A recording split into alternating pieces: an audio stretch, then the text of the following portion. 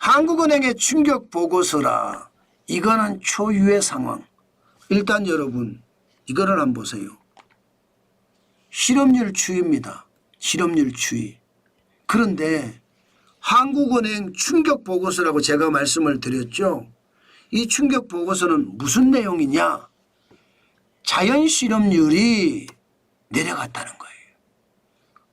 2020년 자연 실업률은 3.9%였는데 2025년 자연 실업률은 2% 후반이나 3%다 이렇게 이야기합니다. 자연 실업률이라는 것은 여러분 그냥 일하기 싫은 사람은 일 안 하는 거. 일하고 싶은데 내가 일을 못하는 사람이 없다는 뜻이에요. 완전 고용이란 뜻입니다. 완전 고용. 자연 실업률이.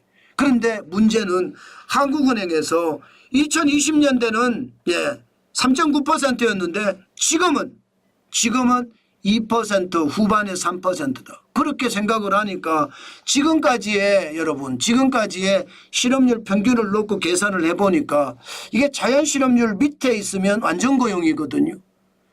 그런데 2020년에 완전 고용은 거의 됐습니다. 2020년 4%는 완전 고용이 아니죠. 3.9%가 자연 실업률이니까 이때는 좀 어려웠습니다.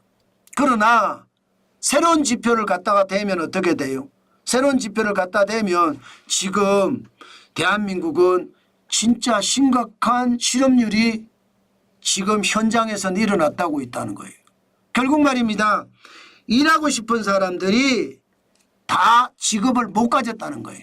일하고 싶은 사람들은 다 취직을 하는 게 자연 실업률이 밑으로 떨어지는 거거든요. 그런데 그렇지 못하다는 거. 완전 고용이 일어나지 않다는 거. 저는 이거 하나만 보더라도 한국은행이 좀 정신을 차렸나 이런 생각을 할 정도입니다. 그만큼 말입니다.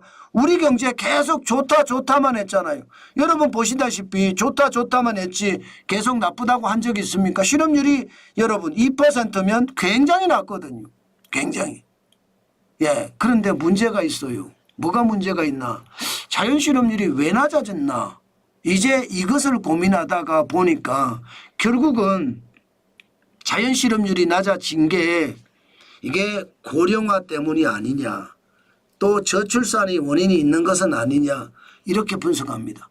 정확하게 자연 실업률이 왜 낮아졌는지 거기에 대해서 정확하게 내놓지는 솔직히 못했습니다.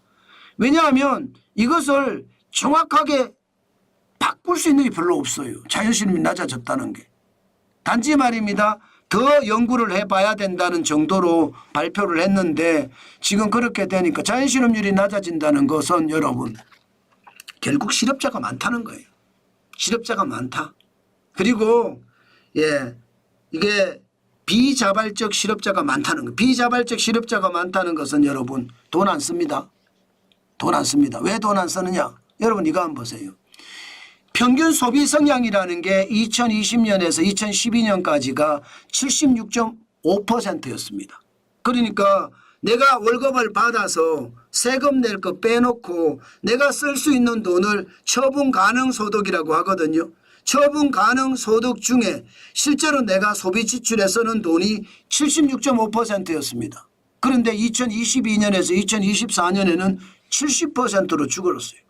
마이너스 6.5%포인트가 줄었어요. 소비를 안 한다는 이야기예요. 왜 소비를 안 하느냐? 여러분 저는 이런 이야기 여러분들에게 들어서 뭐라고 할지 모르겠지만요. 나이가 먹으면 먹고 싶은 것도 많이 줄고요. 가지고 싶은 것도 많이 줍니다. 그러다 보니까 소비를 덜 하게 된다. 이게 원인이라고 이야기를 하는 겁니다. 맞습니다.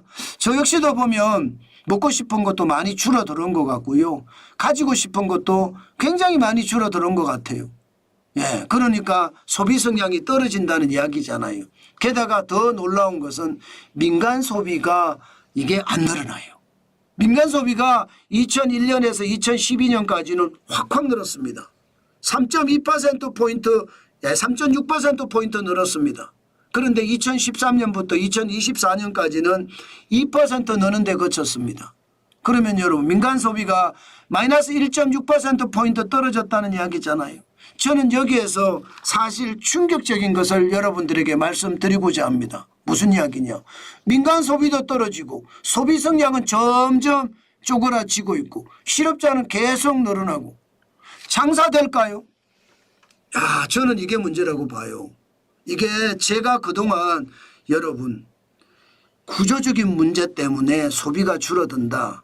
그래서 자영업자나 소상공인, 소기업들, 중기업들 어려워질 거다. 그 말씀 제가 여러분들에게 참 많이 말씀을 드렸는데 그동안은 다른 지표들을 가지고 말씀을 많이 드렸어요. 그런데 지금 한국은행에서 제가 말한 내용을 가지고 제대로 이야기한다는 것, 연구 보고서를 냈다는 것은 진짜 충격적이다. 그렇게 생각합니다. 결국 말입니다. 여러분 실업자가 2025년 4월에 85만 4천 명이라고 하더라도 2.9%도 비자발적 실업자가 많다는 이야기잖아요.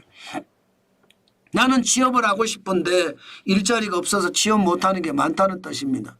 그래서 우리 경제가 구조적으로 저성장 위기에 빠진다. 이 말이 현실이 된다는 뜻입니다. 더 심각한 거 말씀드릴까요? 여러분 실업률에 여기에 반영되는 것 중에 노인 일자리 공급도 반영이 돼 있습니다. 예, 지금 2025년 110만 개의 노인 일자리가 공급이 됐잖아요. 가짜 일자리거든요. 이거 진짜 일자리 아니거든요. 말은 여러분 취업자에 들어가지만 사실상 일주일에 한두 시간 일하면서 한 달에 30만 원 40만 원 받는 건데 이거 말입니다. 취업자가 아니에요. 사실상은요. 착시거든요. 이게 가만히 만약에 된다고 하면 여러분 사실 이게 가만히 된다고 하면 민간 소비는 더 떨어질 수도 있고요. 평균 소비 성향은 더 떨어질 수도 있습니다. 그렇게 따지면 구조적으로 앞으로 어려워진다는 이야기잖아요. 저는 그래서 여러분 꼭 말씀드리고 싶은 게 결국 말입니다. 대한민국의 저성장의 어떤 장기화는 결국 말입니다. 구조적인 거다. 구조적인 거라는 것은 여러분 참 우리가 먹고 살기 힘들다는 뜻이에요. 지금 구조적이라는 걸 보세요. 이제 과거에는 위기 때마다 뭐 예를 들어 오일 쇼크 때나 IMF 외환 위기 때나 글로벌 금융 위기 때나 코로나 위기 때나 이렇게 뭔가 외생 변수가 발생이 돼서 대한민국 경제를 쳤을 때 그때 위기가 오는 건데 지금 2025년, 2024년, 2023년 여기는요. 구조적인 문제 때문에 위기가 계속 간다는 이야기잖아요. 저출생과 고령화도 문제. 이것도 굉장히 큰 문제예요. 게다가 제도적인 것, 최저임금을 올리고 주 52시간제를 강제하고 여기에 중대재해기업처벌법까지 엄청나게 매기면서 소득이 줄어들어요. 소득이 줄어들면서 구조적인 위기가 오는 거. 저는 그거 반드시 봐야 됩니다. 저는 그래서 여러분들에게 그렇게 말씀을 드립니다. 창업하지 마세요. 절대로 창업하지 마세요. 창업하지 말고 취직하세요. 월급이 내가 다닐 때의 월급에 반만 준다고 하더라도 절반만 준다고 하더라도 무조건 취직하세요. 취직하는 것이 남는 겁니다. 제가 그렇게 계속 말씀을 드리고 있습니다. 그 말이 맞습니다. 그 말이 틀리지 않습니다. 여러분 창업하지 말고 취업하세요. 창업하면 내 돈 다 날립니다. 취업하면 그만큼 돈 법니다. 그렇기 때문에 반드시 퇴직하고 나면 취직하세요. 그게 돈 버는 길입니다. 아셨죠? 제가 그 말씀을 꼭 드리고 싶은 거예요. 결국은 장기 저성장은 이제 구조적이라는 말이 되는 거잖아요. 장기 저성장이 구조적이 된다는 것은 대한민국 경제가 계속 꼬꾸라져 가는 거예요. 그만큼 말입니다. 충격적이라는 거죠. 네, 우리 유강옥 님이 취직할 곳이 있어야 하죠. 예, 눈높이를 낮추면 뭐라도 취직할 때는 있습니다. 저는 눈높이를 낮췄으면 좋겠다. 그 말도 함께 드리겠습니다.